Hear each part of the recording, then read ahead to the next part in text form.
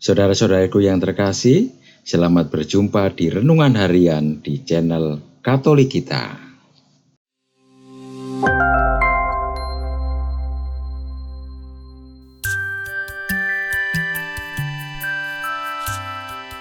Hari ini, Minggu 4 Desember 2022, Pekan Advent yang kedua.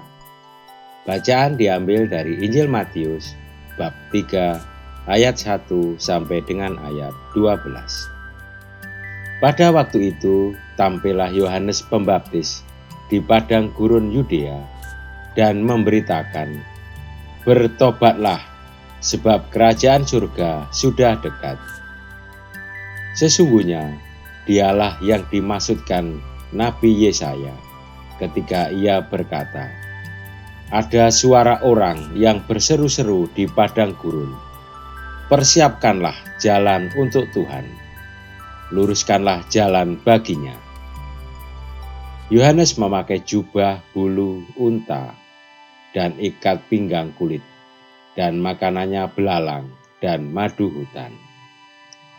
Maka datanglah kepadanya penduduk dari Yerusalem, dari seluruh Yudea, dan dari seluruh daerah sekitar Yordan. Lalu sambil mengaku dosanya, mereka dibaptis oleh Yohanes di sungai Yordan.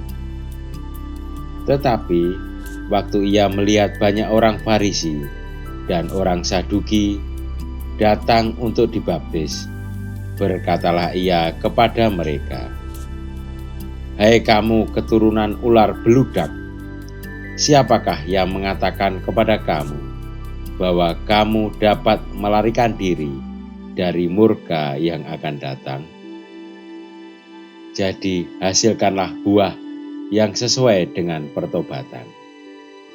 Dan janganlah mengira bahwa kamu dapat berkata dalam hatimu, Abraham adalah bapa kami. Karena aku berkata kepadamu, Allah dapat menjadikan anak-anak bagi Abraham dan batu-batu ini. Kapak sudah tersedia pada akar pohon, dan setiap pohon yang tidak menghasilkan buah yang baik pasti ditebang dan dibuang ke dalam api. Aku membaptis kamu dengan air sebagai tanda pertobatan, tetapi ia yang datang kemudian daripadaku lebih berkuasa daripadaku, dan aku tidak layak melepaskan kasutnya. Ia akan membaptis kamu dengan Roh Kudus dan dengan api. Alat penampi sudah di tangannya. Ia akan membersihkan tempat pengirikannya dan mengumpulkan gandumnya ke dalam lumbung. Tetapi debu jerami itu akan dibakarnya dalam api yang tidak terpadamkan. Demikianlah sabda Tuhan. Terpujilah Kristus.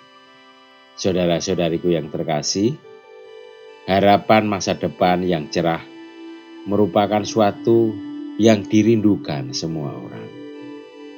Nabi Yesaya dalam nubuat kenabiannya menegaskan harapan itu pasti dan sedang terjadi.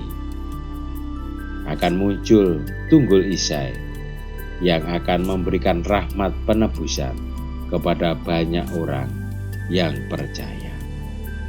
Karena mereka akan menerima karunia roh, bukan hal-hal duniawi. Roh Tuhan akan ada pada mereka dengan segala karunia-Nya. Apa yang diserukan Yesaya juga dinyatakan oleh Yohanes Pembaptis. Ia yang aku wartakan akan membaptis kamu dengan Roh Kudus. Kita sudah menerima Kristus, juga Roh Kudus sudah dicurahkan atas kita. Namun masa depan yang cerah tidak ditentukan oleh apa yang kita terima. tetapi apa yang kita jalani.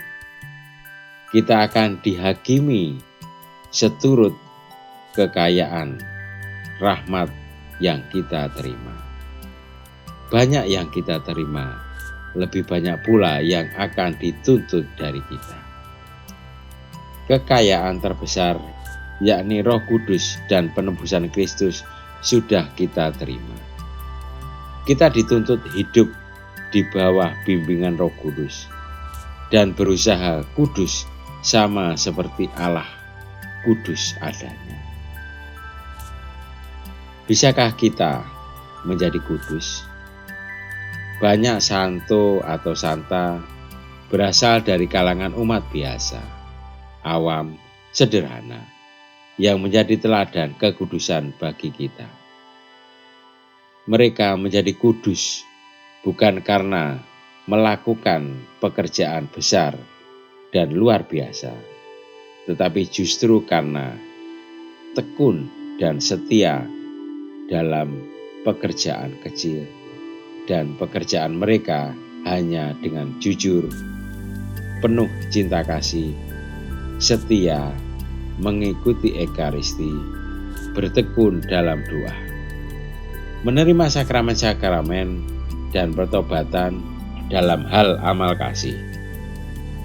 Mereka setia melakukan pekerjaan-pekerjaan kecil dengan cinta yang besar dan tentu menuntut balas budi. Kita semua punya potensi untuk menjadi kudus, karena Roh Kudus sendiri tinggal di dalam diri dan hidup kita. Marilah kita berdoa. Ya Bapa, terangilah hati dan budi kami untuk menjadi berkat bagi sesama. Amin. Saudara-saudariku yang terkasih, terima kasih atas kebersamaannya di dalam renungan harian ini. Kita akan berjumpa kembali di renungan harian berikutnya. Berkah dalam.